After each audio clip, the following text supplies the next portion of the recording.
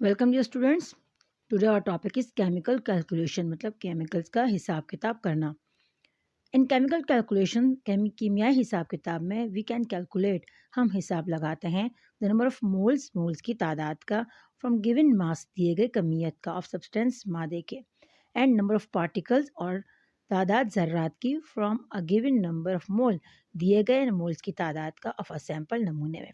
मतलब chemical calculation हम क्या करते हैं, हम ये करते हैं कि आपको जो मोल्स दिए गए होते हैं किसी भी केमिकल के, किसी भी मास के, मोल्स आपको पता है, ये यूनिट है आपके पास। तो जो आपके पास जितने भी मैटर के पार्टिकल्स होते हैं या आपके पास जितने नंबर ऑफ मोल्स होते हैं, उसका हिसाब किताब करने को हम केमिकल कैलकुलेशंस कहते हैं, कि कितने मोल्स में कितने नंबर ऑफ पार्टिकल्स हैं या कितने पार्टिकल्स में कितने मोल्स होंगे आपके पास। These calculation are based on the mole into mass and mole into particle। और ये जो हिसाब होता है इसकी बुनियाद होती है कि आपने मोल को मास में कन्वर्ट करना है या मोल को पार्टिकल्स में कन्वर्ट करना है। सपोज आपको मोल दिए हैं, आपको उसका मास मालूम करना है, तो उसके लिए भी आप कैलकुलेशन आप कर सकते हो। या मोल्स आपको दिए गए, उसमें आपने नंबर ऑफ पार्टिकल्स मालूम करने हैं, तो उसके लिए भी आपके पास फार्मूलाज दिए गए हैं। कन्वर्जन कॉन्सेप्ट, उसके तब्दील करने का नज़रिया, मतलब moles into mass and moles into particle. The example of these calculations are, और जो मिसालें हैं इन हिसाब किताब की वो ये हैं। पहला है मोल मास कैलकुलेशन, मतलब आपको एक मोल में चीज़ दी गई है, आपने उसको मास में कन्वर्ट करना है, उसका हिसाब लगाना है, तो आप कैसे करोगे। इन मोल मास कैलकुलेशन, मोल मास हिसाब किताब में या कैलकुलेशन में, वी कैन कैलकुलेट, हम हिसाब लगाते हैं the number of moles, moles की तादाद का, ऑफ अ सब्सटेंस, किसी मादे के, from the known mass of the substance, एक जानी हुई कमियत मादे की। मतलब आपको मास दिया गया होता है और आपको मालूम है कि भाई मास इसका कितना है, आपने उसको चेंज करना है मोल में। When a chemical reaction occur, जब एक कीमियाई अमल होता है, चेंज टेक प्लेस, तो तब्दीली होती है उसमें। These changes can be express, और इन तब्दीलियों को हम बयान कर सकते हैं या जाहिर करते हैं in term of mole and masses, कमियत या मोल्स के हिसाब से।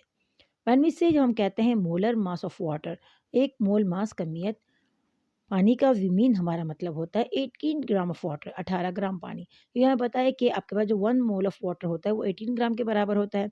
दिस रिलेशनशिप, तो ये ताल्लुक, इज ऑफन, अक्सर ट्रीटेड, हम इसके साथ काम करते हैं एज कन्वर्जन फैक्टर, इसको तब्दील करने वाले अवामिल की तरह। थस बस 1 मोल ऑफ वाटर, अगर 1 मोल पानी है, इज 18 ग्राम, तो वो 18 ग्राम होगा। एंड 1 मोल ऑफ एल्यूमिनियम, और एल्यूमिनियम को जो 1 ग्राम के पास है वो 27 ग्राम के बराबर है। सॉरी, 1 मोल आपके पास एल्यूमिनियम का 27 ग्राम के बराबर है। अब एटॉमिक वेट, आपका कार्बन का एटॉमिक वेट 12 है। अब आपको पता है, ये बात पहले ही हम डिस्कस कर चुके हैं, कि अगर आप एटॉमिक मास को या एटॉमिक वेट को, अगर वो 1 मोल है और आप उसको ग्राम में हिसाब करते हो, तो आप उसको कहोगे 1 ग्राम। 12 ग्राम इज इक्वल टू 1 मोल। मतलब आपके पास कार्बन का जो एटॉमिक वेट है वो 12 है, और आप उसको ग्राम में एक्सप्रेस करोगे तो आपके पास आएगा 1 मोल। सिमिलरली इसी तरह 1 mole of C12 contain atom, और आपके पास जो 1 मोल आपके पास कार्बन 12 का है, 12 इसका मास नंबर है, कंटेन एटम्स। अब आपके पास यहाँ एवोगाड्रो नंबर आ गया, क्योंकि हम ये पहले ही डिस्कस कर चुके हैं कि 1 मोल में आपके पास जो पार्टिकल्स की तादाद होगी वो एवोगाड्रो नंबर के बराबर होगी, और एवोगाड्रो नंबर बराबर है 6.023 इंटू 10⁻23 एटम्स के। So mass of 6.023 into 10⁻23 atom of carbon 12 is equal to 12 ग्राम। आपको मास मालूम करना है, तो आपके पास फार्मूला दिया हुआ है, mass of 1 atom of carbon C12 is equal to, आपके पास आपने वेट लिखना है, फिर आपने उसको डिवाइड कर देना है एवोगाड्रो नंबर पर। आपने डिवाइड किया तो आपका आंसर यहाँ पर 1.993 इन 10⁻23 ग्राम आ गया। अब यहाँ पर माइनस का साइन क्यों आया, क्योंकि आपके पास अगर डिवीजन में कोई चीज़ दी गई होती है, कोई पावर डिवीजन में प्लस में होती है, तो जब वो मल्टीप्लिकेशन में जाती है तो उसकी पावर का साइन चेंज हो जाता है। अगर वो प्लस में हो तो माइनस में हो जाता है, और अगर माइनस में हो तो साइन उसका चेंज होकर प्लस में आ जाता है। जिस तरह हम इज इक्वल टू के अगले साइड अगर कोई चीज़ मल्टीप्लाई में है, तो अगर इस साइड पे हमने लाना होता है, तो हम क्या करते हैं, उसको मल्टीप्लाई में कर देते हैं। मल्टीप्लाई कन्वर्ट होता है डिवीजन में, प्लस कन्वर्ट होता है माइनस में, और माइनस कन्वर्ट होता है प्लस में। So we can calculate for, तो हम हिसाब लगा सकते हैं 1/12 मास ऑफ 1 C12, एक आपके पास जो कमियत होती है 1/12 मास ऑफ कार्बन 12, तो 1 AMU, आपके पता है 1 AMU is equal to 1/12 into 10, sorry 1/12 multiply by 1.99 into 10⁻⁻23। अब वहाँ पर देखिए 3 आपके पास ये था, लेकिन यहाँ 3 नहीं है। ये हम पिछले लेक्चर में डिस्कस कर चुके हैं कि इसको कैसे राउंड ऑफ करना है, तो अगर आपको नहीं मालूम तो आप पिछला लेक्चर देख सकते हैं।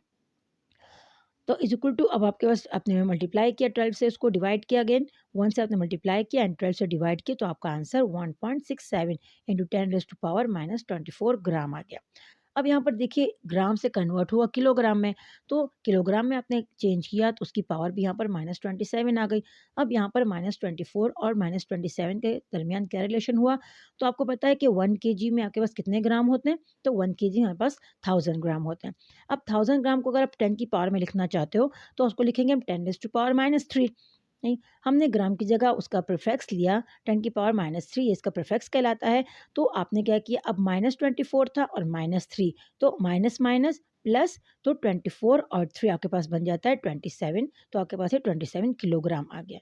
और हमने किलोग्राम में क्यों कन्वर्ट किया, क्योंकि हमारे पास जो यूनिट है मैथ्स का वो हमारे पास केजी है, एसआई यूनिट आपके पास जो है वो केजी है, तो इसलिए हमने उसको केजी में रिप्रेजेंट किया।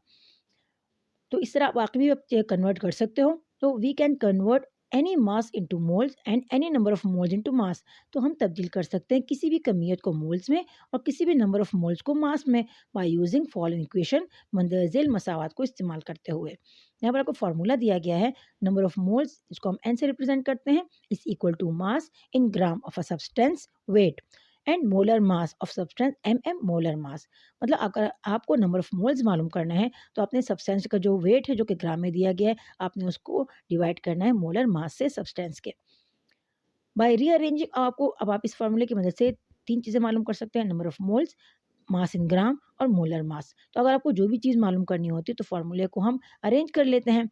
Bye rearranging the above equation, तरतीब देकर, रीअरेंजिंग दोबारा तरतीब देकर द अबव इक्वेशन, ऊपर वाली मसावात को, वी कैन कैलकुलेट, हम हिसाब लगा सकते हैं, द मास ऑफ सब्सटेंस, किसी भी मादे की कमियत का, from the number of moles, जो नंबर ऑफ मोल्स होते हैं आपके पास ऑफ गिवन सब्सटेंस दिए गए मादे के। आपको अब मास मालूम करना है तो आप जो मोलर मास डिवीजन में दिया गया है आप उसको इज इक्वल टू के अगले साइड ले जाओगे। अब यहाँ पर डिवाइड में है तो वहाँ पर जाकर ये मल्टीप्लाई हो जाएगा।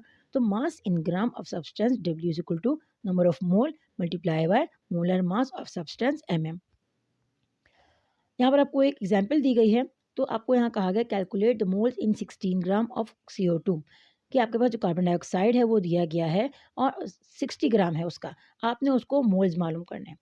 अब आपने सोल्यूशन में पहले क्या लिखना है, मास ऑफ कार्बन डाइऑक्साइड, आपका जो मास दिया है वो 60 ग्राम है।